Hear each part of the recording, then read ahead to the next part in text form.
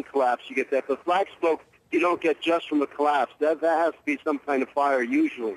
So right now, I'm looking up the street, and a lot of people taking pictures with their phones, and you could see, I would say, at least dozens of first responders from fire trucks, police, ambulances, and, as I said before, I see 3 or 4 Con Edison trucks, which might support the idea of possibility, though we don't know whether it's involved with any gas. But apparently some kind of building collapse right next to Metro North.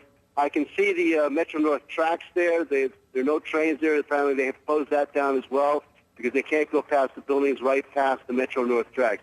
That's the situation here. It kind of reminds me a little bit about one of those zones where, a catastrophe has happened. Well, back to you, Greg and Rosanna. T-Wall, before you go, we know that the firefighters are out there trying to, put out this fire. What's the wind condition? Is that, in the favor of the firefighters right now? I would say there's not a lot of wind. I don't feel any wind here at all. Minimal wind here.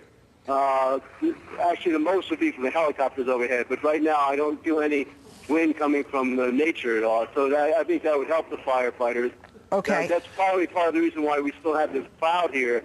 It's a very light wind, if anything. Just so you know, the FDNY just tweeted this. They're now calling it a 4-alarm fire. They're saying it's 1646 Park Avenue, multiple dwelling explosion and collapse. And this is from the fire department. It might have been my... So that's an occupied building. There'll be a lot of injuries. So we know that. So right now they're just trying to divert a lot of the traffic and get the first responders to the area, but they have all arrived here, and the cloud is lingering. It's not fully being blown away. The smoke is just sort of hanging over here at 115th. I can see it on Park and 115th, and the cloud is basically only shifted 1 block north from Ward 14th to 115th. Well, and it's filling up the entire area. Because the smoke is still being generated. This fire is raging at this point unchecked. Saw a little bit less smoke, it seemed like a little while ago, but this fire still seems to be at its peak, not yet under control, as these firefighters do a heroic job trying to bring it under control. Just so you know, not only is this a residential building, but it also houses a piano store.